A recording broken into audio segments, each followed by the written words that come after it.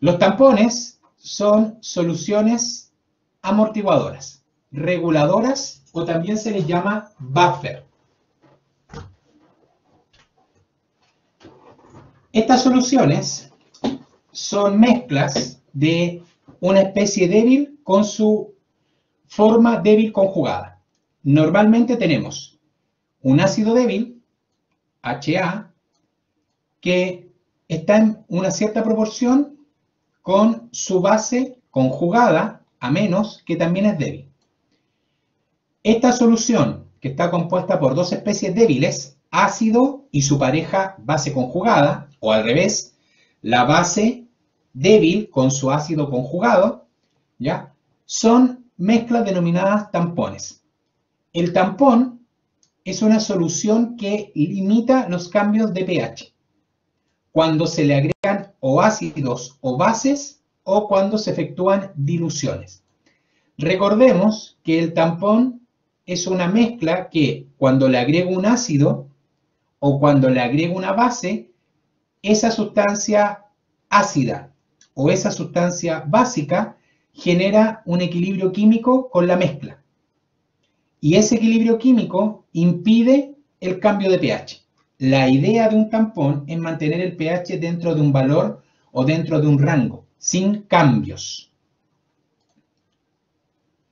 ¿Cómo funciona un tampón? Vamos a ver la imagen y al centro de la imagen vamos a tener un buffer con concentraciones iguales de ácido débil, HA, y de base conjugada, A-. Estas dos están en concentración idéntica y están en un equilibrio químico. Cuando tengo un tampón y le agrego un ácido, por ejemplo, en el caso 1, si en el caso 1 le agrego protones, estaría agregando un ácido, el ácido reacciona con la base conjugada. Siempre el ácido agregado va a interaccionar con la base conjugada. Y ácido más base conjugada siempre forman HA, que sería el ácido. Cuando agrego protones, el equilibrio químico va a provocar que la concentración de HA aumente, pero que la concentración de A- disminuya. Entonces, siempre el buffer, después de agregar protones, como el protón reacciona con la base conjugada, se forma HA, siempre que agrego protones, aumenta HA, ácido, disminuye A-, base conjugada. Ese es el primer caso. Por el contrario, si yo agrego base, que sería el caso 2, si yo agrego base, agrego OH, el OH en este caso va a reaccionar con el HA. El OH siempre reacciona con el ácido conjugado. El OH va a reaccionar con el HA y va a formar agua y base conjugada. Va a suceder lo contrario. El OH va a provocar que la concentración de HA disminuya, pero en cambio la concentración de A- aumente. Esto es la función de un tampón, impedir los cambios de pH. ¿Cómo impido los cambios de pH? Si yo agrego protones, el protón reacciona con la base conjugada, caso 1, formo más HA y queda una menor concentración de A-, pero el equilibrio químico se mantiene. Caso 2, si yo agrego OH, el OH reacciona con el HA, la concentración de HA disminuye y la de A- aumenta. En ambos casos se generan equilibrios químicos.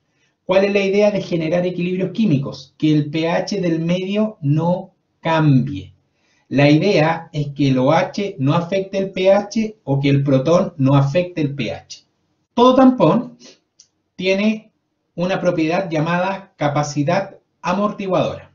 Esta se define como la cantidad de ácido o la cantidad de base que le puedo agregar a la solución antes de que el pH varíe drásticamente.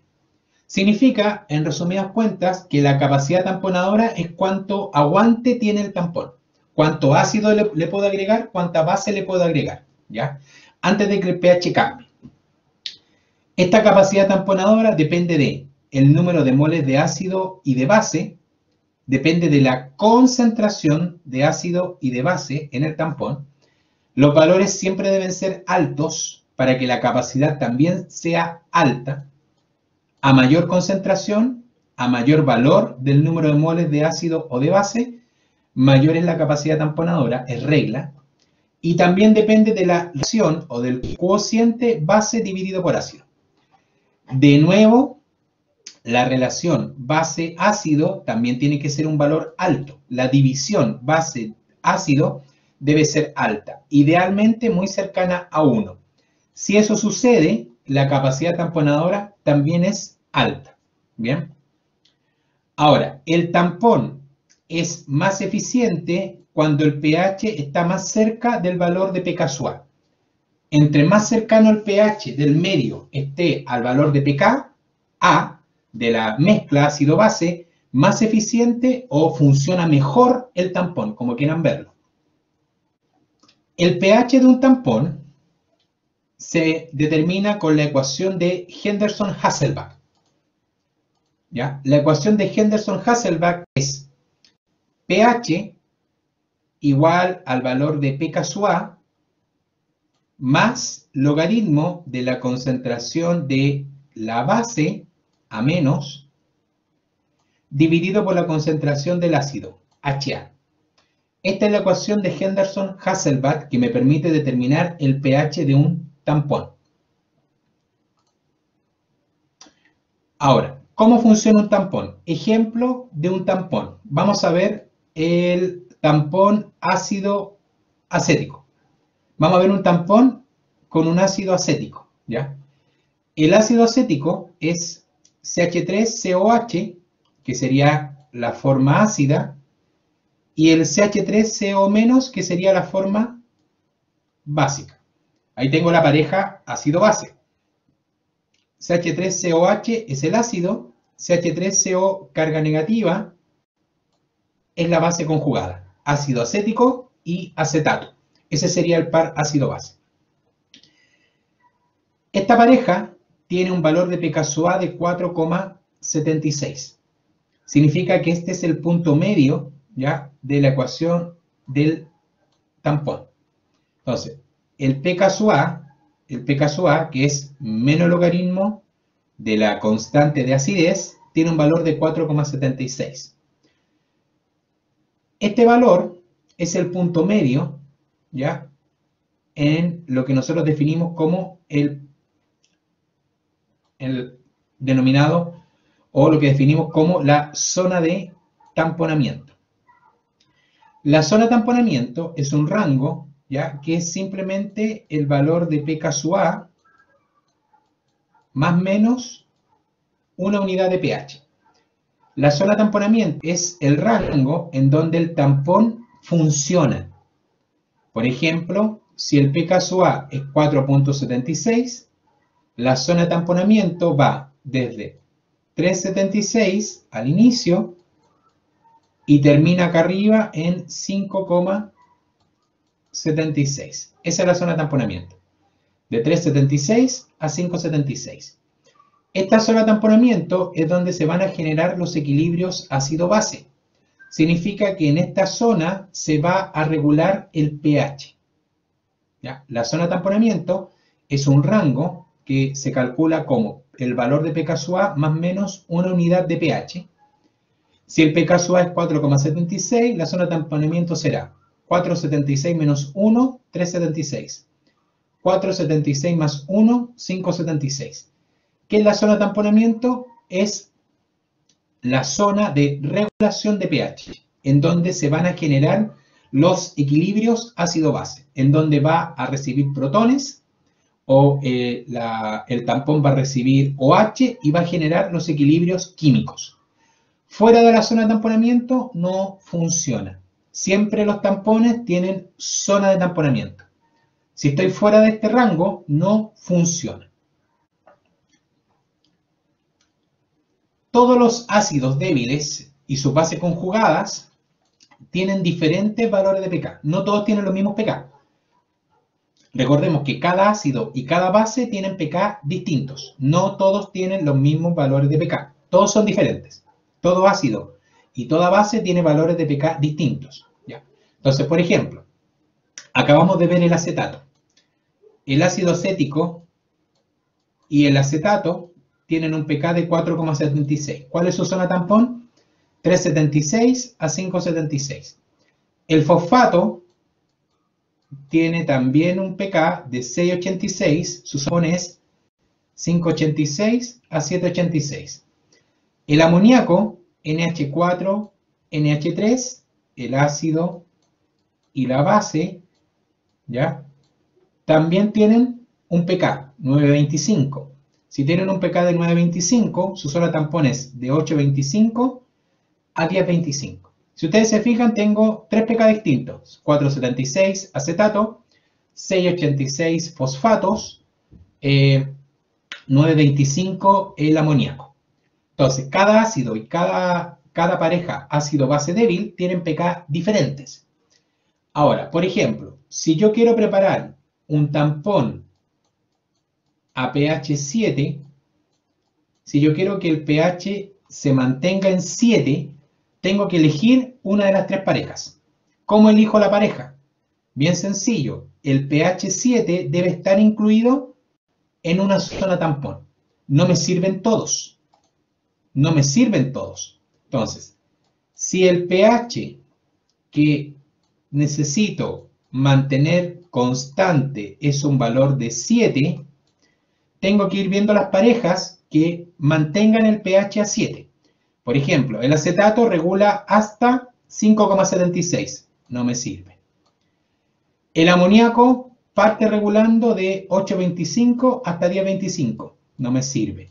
Pero si ustedes se fijan, en el fosfato tiene un pK de 6,86. Significa que regula de 5,86. Regula de 5,86.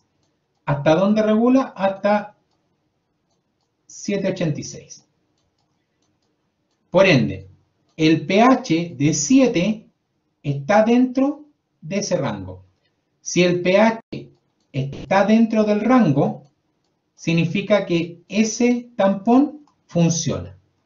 Si el pH no está dentro del rango, no funciona. Así de simple. Entonces, resumiendo, cuando tengo un pH que necesito regular o necesito mantener, debo elegir la zona tampón que incluye ese pH. Si el pH está incluido en la zona tampón, sirve. Si el pH no está incluido en la zona tampón, no sirve. Esa es la regla general para elegir un tampón. Ya, otro ejemplo. ¿Qué pasa si tengo un pH regular de... Ahora necesito mantener un pH de 9. ¿Qué pasa si el pH regular... No, es 9,5, por ejemplo. Ya, vamos a regular un pH... Vamos a regular un pH de 9,5. Si voy en el acetato, no me sirve. Si voy por el fosfato, no me sirve. En cambio, el amoníaco, 9,25, me alcanza. 9,25, 9,5 está un poquito más arriba. Ahí el amoníaco me sirve. Entonces, dependiendo del pH, si está incluido en la zona tampón, funciona. Si el pH no está incluido en la zona tampón, no funciona para regular. Nuestro organismo presenta tampones biológicos. La regulación de pH es una actividad universal y esencial en los seres vivos. Los tampones biológicos son sistemas acuosos que amortiguan los cambios de pH. Cuando a ese sistema acuoso se le agrega pequeñas cantidades de ácido o pequeñas cantidades de base. Significa que mi organismo puede estar en contacto con protones o mi organismo puede estar en contacto con OH y eso tiene que regularse. ¿Cómo se regula esos cambios de pH? Con tampones. Ahora, lo más común es que en nuestro organismo aparezcan ácidos. Lo más común a regular en nuestro organismo es la presencia de ácidos. La presencia de bases es menos común, ¿ya? Pero también las hay. Por ejemplo, nuestro catabolismo produce una gran cantidad de protones. Siempre estoy en contacto o regulando protones. Por ejemplo, la comida contiene proteínas, ¿ya? La comida contiene ácidos. Yo consumo alimentos ácidos, ¿ya? Las proteínas contienen aminoácidos que tienen un grupo tiol, el grupo SH. Ese es el grupo tiol. Los ácidos grasos de mi organismo producen moléculas llamadas cuerpos cetónicos. La glucosa a nivel muscular produce ácido láctico. Entonces, puedo a nivel de alimentos consumir proteínas, consumir ácidos. Las proteínas se convierten en grupos tiol o liberan aminoácidos que contienen grupos tiol. El grupo tiol se convierte en ácido sulfúrico. Los ácidos grasos se metabolizan en cuerpos cetónicos. La glucosa en el músculo en ejercicio se convierte en lactato o ácido láctico. Todas estas moléculas producen protones libres. Todas las moléculas que les acabo de nombrar producen protones. Los ácidos liberan protones. El ácido sulfúrico libera protones. Los cuerpos cetónicos liberan protones. El ácido láctico libera protón. Esto provoca que en el organismo la concentración de protones aumente. Mi organismo tiene una alta tasa o producción de protones. Esos protones los tengo que eliminar, porque la concentración de protones muy elevada es dañina. La idea es que si aparecen protones, los elimine. Ahora, mi organismo tiene una gran cantidad de agua distribuida. El agua total de mi organismo se va a dividir en dos compartimientos. El líquido intracelular y en el líquido extracelular. El líquido intracelular ya es casi el doble que el extracelular en proporción. Llega a ser casi el doble. El líquido extracelular se divide en dos. El líquido intersticial y la sangre. Recuerden que el líquido intersticial es todo el volumen de agua que está entre células. Intersticio es entre células. Ahora, el líquido intersticial de nuevo es el doble si yo lo comparo con el volumen de sangre. ¿Ya? Entonces, repito. El agua total se divide en líquido intracelular y extracelular. En proporción, el intracelular es el doble si lo comparo con el extracelular. Y a su vez, el extracelular se divide en líquido intersticial y sangre. Se repite, el líquido intersticial es el doble si lo comparo con la sangre. En una persona de 70 kilos, en promedio 40 litros equivalen a el agua intracelular y el agua extracelular. De esos 40 litros, 25 litros serían intracelular y 15 litros extracelular. En el caso del extracelular, serían esos 15 litros, 10 litros serían de intersticial y 5 litros de agua, y 5 litros de sangre. 10 litros de intersticial y 5 litros de sangre. Ahora, los tampones biológicos tienen como función mantener el pH del organismo. En el citoplasma celular, el pH a regular es entre 6.9 a 7.4. En el citoplasma tengo iones fosfato e histidina, proteínas, péptidos, lípidos, ácido nucleico, moléculas orgánicas pequeñas. En la sangre, el pH regular es 7.4. Ahí tengo el bicarbonato con el ácido carbónico y tengo proteínas y péptidos. Y finalmente, en la orina, el pH regular es entre 5,5 a 7 y ahí tengo específicamente la sustancia o el tampón amonio. Ya. Estos son los tampones biológicos más comunes. Bien. Ahora, de los tampones biológicos, hay tres sistemas ya que son los principales. De todos los tampones biológicos nombrados, tengo tres sistemas especiales, los más que van a ser En este caso, los que van a tener mayor regulación o van a ser los principales. Recordemos que el pH que debo mantener es idealmente un valor que es 7.40. La regulación de pH es 7,4, ya, idealmente. Tengo 3 sistemas de tamponamiento: el de ácido carbónico con bicarbonato, el tampón de proteínas y el tampón de fosfato, ¿ya? El ácido carbónico bicarbonato es extracelular, el de proteína funciona tanto extracelular como intracelular, y el de fosfato es intracelular. ¿Ya? Es la diferencia. De los 3 tampones principales, el 75% de la capacidad tamponadora del cuerpo está a cargo del bicarbonato ácido carbónico. De ahí me voy a un 24%, que sería el tampón de proteínas. Y finalmente me queda un 1%, ¿ya?, para el tampón fosfato.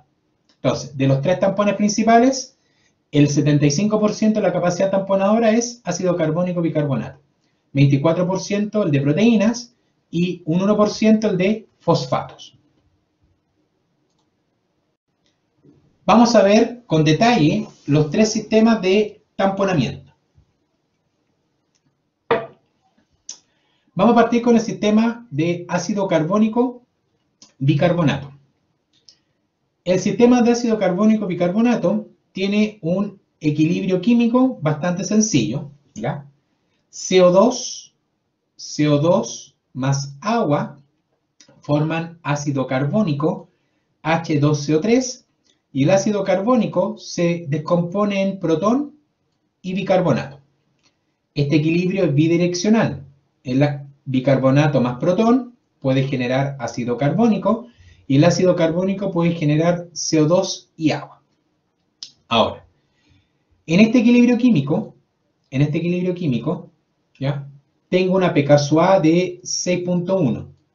El equilibrio químico tiene una pKa de 6.1 que me pone una zona tampón entre 5.1 y 7.1.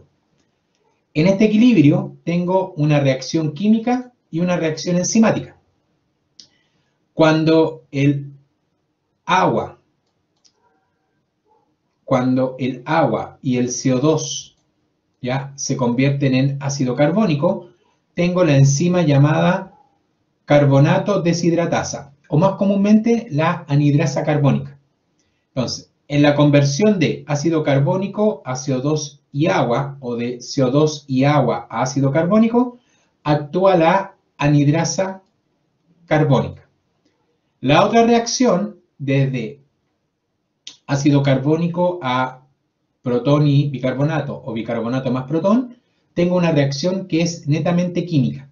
Aquí tengo una reacción solamente química. ¿Bien? Ese es el equilibrio ácido-base. Ahora, ¿cómo funciona? En este equilibrio tengo 2 sistemas: la fase acuosa y la fase aérea. La fase acuosa es la sangre capilar y la fase aérea es el aire en los pulmones. Entonces, cuando se generan protones, cuando aparecen protones en el medio, por ejemplo, protones que pueden provenir de aminoácidos de proteína, cuerpos cetónicos, ácido láctico, cuando aparecen protones en el medio acuoso, cuando la concentración de protones aumenta en el medio acuoso, el bicarbonato que hay en el medio reacciona con el protón y forma ácido carbónico.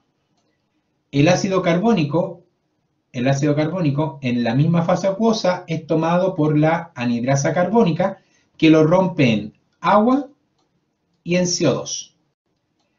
Y ese CO2 generado en esta fase acuosa es tomado por los glóbulos rojos y es llevado ya finalmente a los pulmones. Ese CO2 que llega a los pulmones se elimina, ¿ya?, por medio de la respiración. Y así funciona el tampón. Características del tampón. El pKa es 6.1. En el equilibrio tengo una pKa de 6.1, que es un pK relativamente alejado del pH fisiológico. Recuerden que el pH fisiológico es 7,4. ¿Ya? Ese es el valor del pH fisiológico. En este equilibrio, el CO2 actúa como la forma ácida y el bicarbonato, HCO3 carga negativa, actúa como la base, ¿ya? Los niveles de CO2 se regulan netamente por respiración. Si quiero eliminar más CO2, tengo que dar la respiración. Y el bicarbonato se regula por excreción renal. Segundo, sistema regulador. Sistema regulador de proteínas. Las proteínas contienen una gran cantidad de grupos disociables. Los grupos disociables son los grupos que pueden protonarse o los grupos que pueden desprotonarse. Entonces, las proteínas tienen una gran capacidad tamponadora. Tengo proteínas con pK que van del 4, pK que va del 4 hasta el 12. Valores muy pequeños y valores muy altos. ¿Ya? ¿Cómo funcionan las proteínas? Las proteínas pueden tanto protonarse como las proteínas también se pueden desprotonar. Entonces, las proteínas tienen una gran capacidad tamponadora, tienen pK de 4 a 12, un rango muy amplio, y las proteínas que trabajan como tampones son las que son ricas en histidina. ¿Ya? La histidina es un aminoácido, ¿ya?, que vamos a ver con más detalle en las siguientes clases, ¿ya?, en la parte de aminoácidos y proteínas. ¿Cómo funciona? Entonces, recordemos que la proteína puede captar un protón, pero también la proteína es capaz de liberar protón. Esa es la idea de una proteína reguladora. Las proteínas pueden estar protonadas y las proteínas también pueden estar desprotonadas. En el caso 1, cuando agrego protones, aquella proteína que tiene carga negativa o está desprotonada, une el protón. Si yo uno el protón no queda libre y aparece la proteína protonada. En ese sentido, al no haber protones libres, el pH se reguló y se mantiene constante. Caso 2, cuando agrego una base. Cuando agrego una base, el OH agregado tiene carga negativa. Aquellas proteínas que están protonadas van a liberar un protón. Esa proteína pasa a tener carga negativa, ¿ya?, lo cual no genera mucho cambio, pero el protón se convierte en HOH, lo cual implica que el protón se va a convertir en agua. ¿Qué sucede con el pH del medio? Se mantiene de nuevo sin cambios. Tercer sistema de regulación, fosfatos. El sistema de fosfatos es una pareja llamada fosfato dihidrogenado y fosfato hidrogenado. El dihidrogenado es el H2PO4, carga negativa. Y el monohidrogenado o el hidrogenado es HPO4, 2 cargas negativas. El dihidrogenado es el ácido débil, es el ácido, y el monohidrogenado es la base. ¿Ya? Aquí está la pareja. El que tiene la fórmula H2PO4 carga negativa, como tiene 2 protones, es el ácido, y cuando se desprotona, HPO4, 2 carga negativa, es la base. ¿De acuerdo? Y ahí tengo la liberación de un protón. Este fosfato, este sistema de regulación de fosfato tiene una pKa de 6.8, ¿ya? La pKa del equilibrio es 6.8, y me va a permitir un equilibrio ácido-base. El ácido se convierte en la base más protón, o al revés. La base más un protón se convierte en el ácido. Esto se llama tampón fosfato. ¿Cómo funciona? Muy parecido al caso del tampón de proteínas que vimos anteriormente.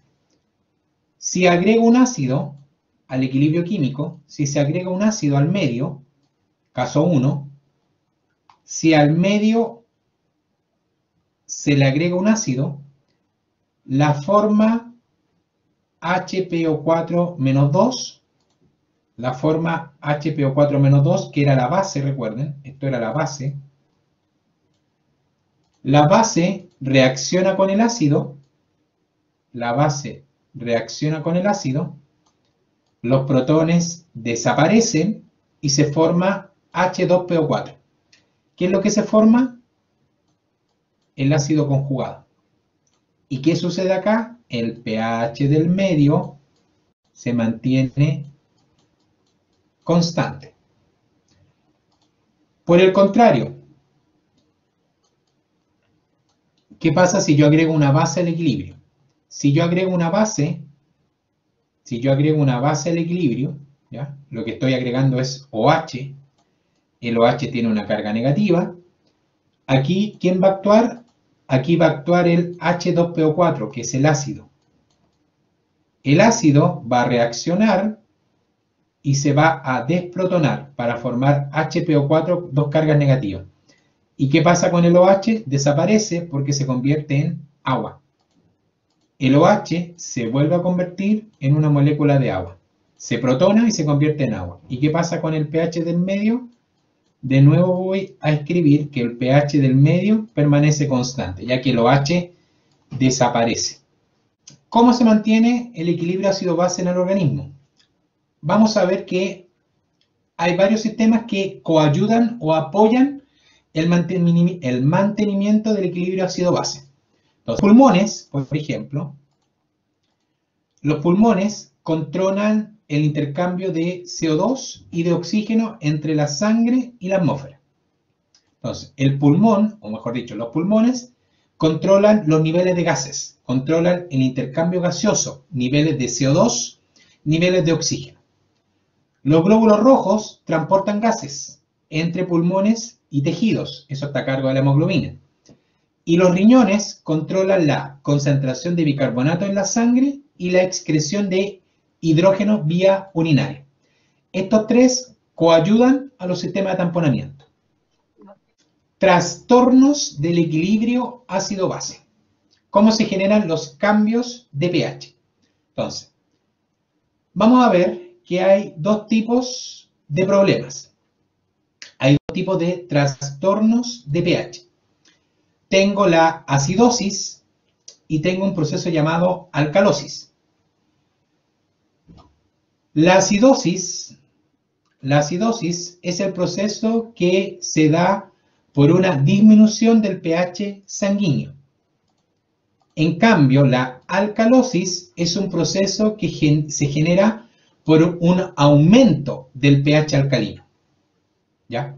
Entonces, acidosis cuando mi sangre se acidifica, alcalosis cuando mi sangre se alcaliniza. Ahora, la acidosis, ¿ya?, se puede provocar por un aumento en la presión parcial de CO2, cuando aumenta la presión parcial de CO2, o cuando disminuye la concentración de bicarbonato. Entonces, si aumenta el CO2 o disminuye el bicarbonato, es una acidosis. Por el contrario, la alcalosis se genera por una disminución de la presión parcial de CO2 o por un aumento de la concentración plasmática de bicarbonato. Si el cambio primario está asociado con la presión de CO2, se denomina respiratorio. Si el problema es por el CO2, es un cambio denominado respiratorio. Si el problema es por bicarbonato, es un proceso denominado metabólico. Entonces, tengo acidosis, que puede ser respiratoria o metabólica, y tengo alcalosis, que puede ser metabólica o respiratoria. En la tabla tengo los valores de referencia de gases sanguíneos. Aquí tengo valores para gases sanguíneos. La concentración de protón debe estar en lo que es arterial, la concentración de protones arteriales debe ser un rango de 35 a 45 milimol por litro. El pH de sangre arterial tiene que estar entre 7.35 y 7.45, recuerden el punto medio 7.40. La presión de CO2 tiene que ser de 35 a 45 milímetros de mercurio. La presión de O2 de 79 a 101 milímetros de mercurio. Y el bicarbonato debe ser un valor de 23 a 30 milimol por litro. Estos valores ya son los que uno define como intervalos de referencia. ¿Bien? Ahora, estas alteraciones como la acidosis y la alcalosis se pueden provocar por distintas causas, ¿ya? O se pueden generar de distintas maneras. Ahora bien, vamos a hablar en la tabla 25.5, vamos a ver el trastorno, el cambio primario, ¿ya? Lo que provoca el trastorno, y el cambio compensador. Cambio compensador, como reparo o como, en este caso, voy a evitar el trastorno o el cambio primario. Ahora, vamos a recordar primero que uno define la hipoventilación como una respiración superficial y más lenta de lo normal. La hipoventilación siempre provoca un aumento de la presión de CO2, que es la asociada con acidosis. Por el contrario, la hiperventilación consiste en una respiración más profunda, es una respiración profunda y más rápida de lo normal. La hiperventilación provoca una disminución de la presión de CO2 y por ende provoca una alcalosis. Entonces, vamos a ver primero la acidosis respiratoria. En la acidosis respiratoria, la presión de CO2 aumenta. ¿Cómo lo compensa el cuerpo? Aumenta la generación renal de bicarbonato, aumenta el bicarbonato del medio y aumenta la concentración plasmática de bicarbonato. Así lo compensa el organismo. La alcalosis respiratoria se da por una disminución en la presión parcial de CO2. ¿Cómo lo disminuyendo la reabsorción renal de bicarbonato, y con eso disminuye la concentración plasmática de bicarbonato. Es cambio compensador. En la acidosis metabólica tengo una disminución de la concentración de bicarbonato. ¿Cómo lo compensa mi organismo? Disminuyendo la presión parcial de CO2. ¿Cómo disminuye la presión parcial de CO2? Cuando hiperventila. Si yo hiperventilo, provoco que la presión de CO2 disminuya. En cambio, en una alcalosis metabólica, aumentó la concentración plasmática de bicarbonato. Tengo mayor cantidad de bicarbonato. ¿Cómo lo compensa mi organismo? Aumentando la presión de CO2. ¿Y cómo mi organismo aumenta la presión de CO2? Hipoventila. Bien. Esta es una tabla en lo que es trastorno ácido básico, cambio primario y cambio compensador. ¿Ya? Ahora vamos a ver causas clínicas. ¿Ya? Vamos a nombrar las causas clínicas. Tengo primero la acidosis respiratoria. Vamos a partir con acidosis respiratoria.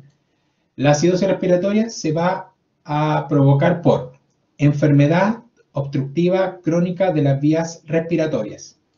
Esto es técnicamente las siglas EPOC. El EPOC, ¿ya?, es cuando tengo obstrucción de las vías aéreas. Si tengo obstrucción de las vías aéreas, ¿ya?, el CO2 no sale de manera correcta, la eliminación de CO2 no es correcta, y si el CO2 no sale, se acumula en la sangre y el equilibrio se descompensa, ¿ya?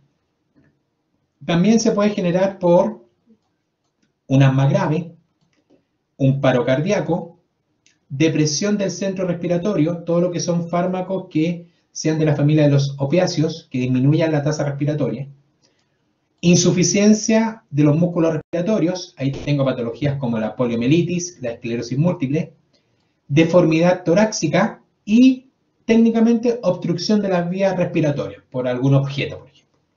Todo esto provoca que el CO2 no se elimine de manera correcta, ese CO2 no sale del cuerpo, se acumula y provoca que el equilibrio se desplace, con lo cual aparece la acidosis, ¿ya? La sangre se acidifica. La alcalosis se puede generar por hiperventilación. La hiperventilación puede ser por ansiedad, fiebre, miedo, ¿ya? Enfermedad pulmonar que genere hiperventilación, así de simple. Si tengo una patología que genera hiperventilación, ¿ya?, es alcalosis respiratoria. Una anemia En el caso no hay función de glóbulos rojos, tengo pocos glóbulos rojos y el transporte es deficiente. Específicamente intoxicación por salicilatos, ¿ya? Eso también provoca los salicilatos, que los glóbulos rojos no trabajen de manera correcta. En el caso de la alcalosis, tengo una salida anormal de CO2, elimino demasiado CO2, con lo cual el equilibrio se desplaza y se genera una disminución, un aumento del pH de la sangre. Por otro lado, tengo trastornos para acidosis metabólica, y alcalosis metabólica. En el caso de la acidosis metabólica, está asociado con aumento de protones en sangre. ¿Cuándo tengo aumento de protones en sangre? Recuerden que en acidosis metabólica estoy asociando directamente con protones o bicarbonato. Aquí aumenta los protones. En la diabetes mellitus se produce un proceso llamado cetoacidosis, cuerpos cetónicos en alta concentración. En la acidosis láctica produzco ácido láctico, alta concentración de sustancias ácidas. Falla renal, en donde los ácidos inorgánicos no se excretan, se acumulan en la sangre. Diarrea, una diarrea grave está asociado con pérdida de bicarbonato, ¿ya? Drenaje quirúrgico del intestino, también asociado con pérdida de bicarbonato. Daño a nivel de túbulo renal, en la acidosis tubular renal tipo 2, que es muy rara, ¿ya? También no se puede eliminar de manera correcta los protones. Y la excreción inadecuada de hidrógeno, acidosis tubular renal tipo 1, ¿de acuerdo? Todos estos son causas de un aumento de la concentración de protones en sangre. Y eso se va a llamar acidosis metabólica. También tengo alcalosis metabólica. Vómitos extremos, pérdida de exceso de hidrógeno. Aspiración nasogástrica, pérdida de hidrógenos, de iones de hidrógeno. Hipopotasemia, asociado con una, en este caso, alta pérdida de protones. Y administración intravenosa de bicarbonato, ¿ya? Si administro bicarbonato en una concentración no adecuada, ¿ya? Puedo generar alcalosis metabólica. En el caso de la alcalosis, la concentración de protones disminuye, ¿ya? Y el medio se hace más alcalino, ¿ya? Que en este caso sería la sangre.